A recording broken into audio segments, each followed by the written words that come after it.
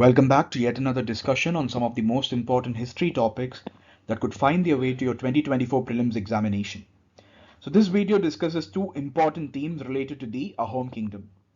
First, let's look at the news about the two themes and then let us delve into their significance from an examination point of view. The first news article is about the Charaideo Maidams. Okay, so this is the news article.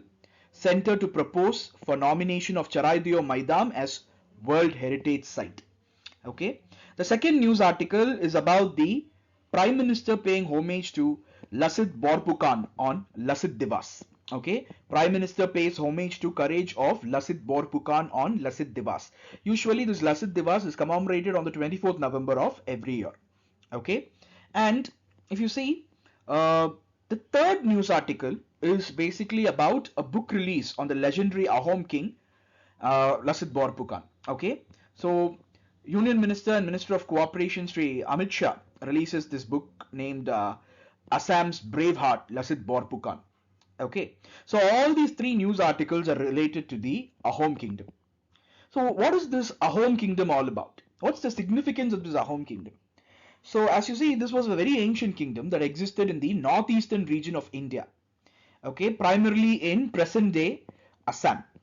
Okay, so this kingdom was established in 1228 CE and it lasted until 1826 CE, almost for 600 years.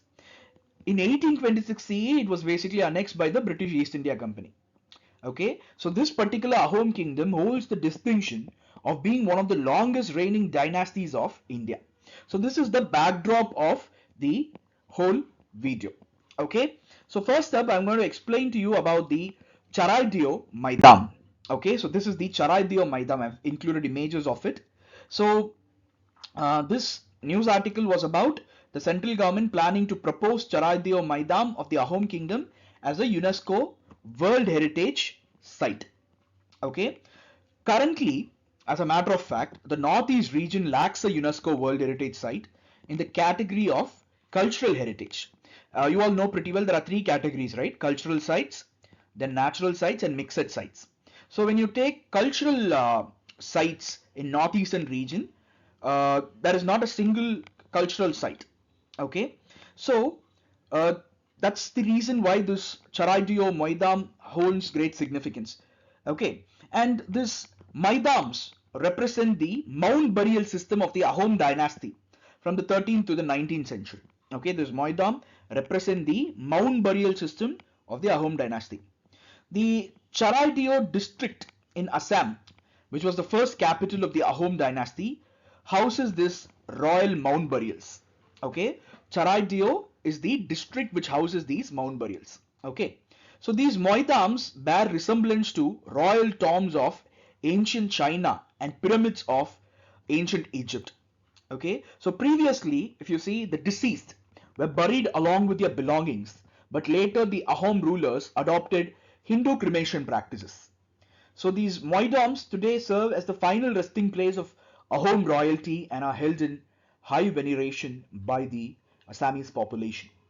And these Maidams can also be found in various other regions such as northern Vietnam, all the Southeast Asian countries, northern Vietnam, Laos, Thailand, northern part of Burma, southern China, northeastern India. So all this highlights the prevalence of Thai Ahom culture in these areas. That shows the kind of influence that these Ahom rulers had in the southeastern part of Asia. And not only that, this Charaideo Maidams is known as the pyramids of Assam. There are certain reasons why they are known as pyramids of Assam.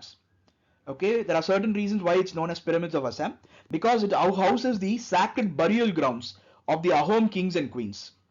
And it's also considered the place of the ancestral gods of the Ahoms. And as a matter of fact, there are 42 tombs known as Maidams. They are the tombs of Ahom kings and queens present at the Charaideo hillocks. And if you see, the architectural designs of the Maidams include a massive underground vault. Okay, it includes a massive underground vault with one or more chambers featuring a domical superstructure like the one you see here. Okay, it's a domical superstructure. Fine. So the Maidams are covered by a heap of earthen mound, and it gives them an external appearance of a hemispherical mound. Okay, so we have been talking a little bit about these Charaideo Maidams. So at this point, it's imperative for us to know about the Ahom kingdom as well. Okay, so as I told you earlier, the Ahom kingdom was founded by Chaolang Sukapa. Okay, the Ahom kingdom was founded by Chaolang Sukapa, who entered the Brahmaputra Valley in 1228 CE. Okay, so these Ahom rulers, as I told you, they ruled for 6 centuries until they were annexed by the British in 1826 by the Treaty of Yandabo, which was concluded at the end of the First Anglo-Burmese War. Okay, so the Ahoms established a new state by taking over the existing political system of the Buyans. Buyans were landlords. Okay, so the Ahoms administration had a monarchical government with democratic and aristocratic values. Moreover, the Ahom society, if you see, was organized into clans, and these clans took charge of designated territories as the kingdom expanded. So the Ahoms implemented strict travel policies to protect their land from foreign invaders. So in the 17th century, if you see, the Ahom rule weakened due to Burmese invasions and internal conflicts. And the Ahom kingdom was ultimately annexed by the British East India Company, as I told you, by the Treaty of Yandabo in 1826. Okay, so that's the significance of the Ahom kingdom. So I've spoken to you about the Charaideo Maidams as well. So basically, in the previous slide that we were discussing, you would have seen the Optima cards. Okay, so you can glance through the Optima card for more information as well. Okay, so now next up I'm going to take up for discussion Lachit Borphukan. Okay, so who is this Lachit Borphukan? This Lachit Borphukan was born in the Ahom dynasty in Assam, and he served as the head of the Ahom army under King Chakradvaj Singha. Okay, so he was basically born in Ahom dynasty. He was the head of the Ahom army under King Chakradvaj Singha. So this person is revered in Assam till today, as he played a crucial role in the Battle of Saraigat in 1671. So you see this here. Battle of Saraigat 1671 is a very important battle for which he is remembered today. So this is the battle where the Ahom kingdom defeated, or they defended themselves against the Mughal forces who were led by Ram Singh I. So that was a path-breaking achievement for the Ahom kingdom. That was the highest point of their existence. Okay, they were able to defend against the Mughal forces led by Ram Singh I. So this Lachit Borphukan's strategic brilliance and leadership inspired the Assamese soldiers to deliver a decisive defeat to the Mughals. And moreover, the Ahom navy under his command played a crucial role in the victory on the Brahmaputra river. So they were just packing a punch to the Mughals in the northeastern part of India. Okay, so this Lachit Borphukan's heroism and the resistance of his army against the Mughals are celebrated annually during the Lachit Divas in Assam. So every 24th of November. So till today, this person is considered as a symbol of resistance, and his contributions are honored through statues, memorials, and awards. Okay, let me give you an additional information here. There is something called the Lachit Borphukan Gold Medal. Okay, so the best cadet from the National Defense Academy is awarded that in recognition of his heroism and sacrifices. Okay, so Lachit Borphukan's legacy signifies the valor and leadership displayed in defending Assam against external invasions, particularly against powerful Mughal Empire. Okay, so you see the Optima card here. So for a clearer understanding of the concept, you can basically lay your hands on the Optima cards.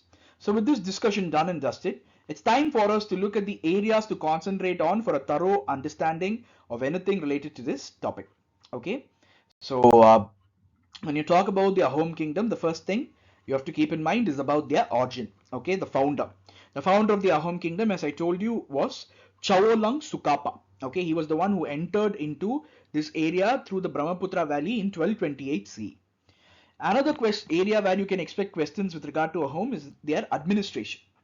So, as a matter of fact, for ruling 600 years, they must have had a very strongly knit administration. Okay, so these Ahom rulers had a well-organized administration, judiciary, and military.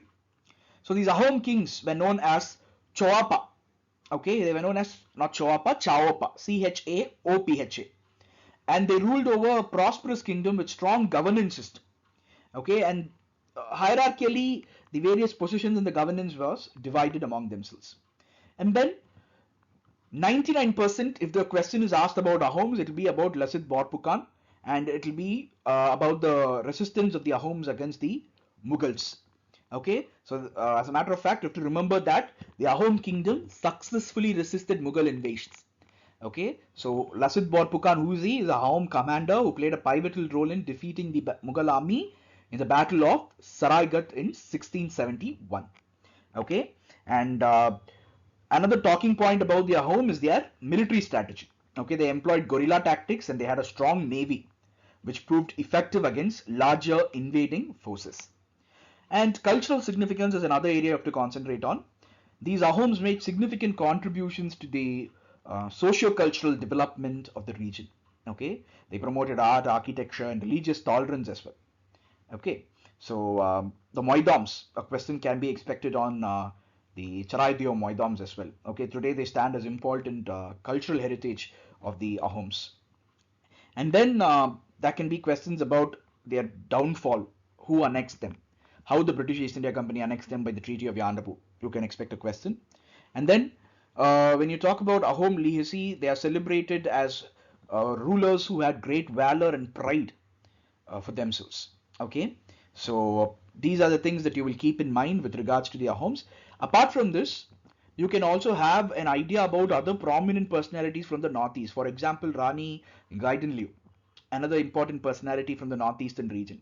So all those historical personalities from the Northeast you can basically keep in your mind, because we never know, anytime a question can be asked on them. Okay, so that's it from the discussion for the day. So we run a current affairs session in the weekends, you know that pretty well. So for up-to-date knowledge on the current developments, you can basically join our weekend sessions as well. So for more such videos, please like and subscribe to our channel. Thank you.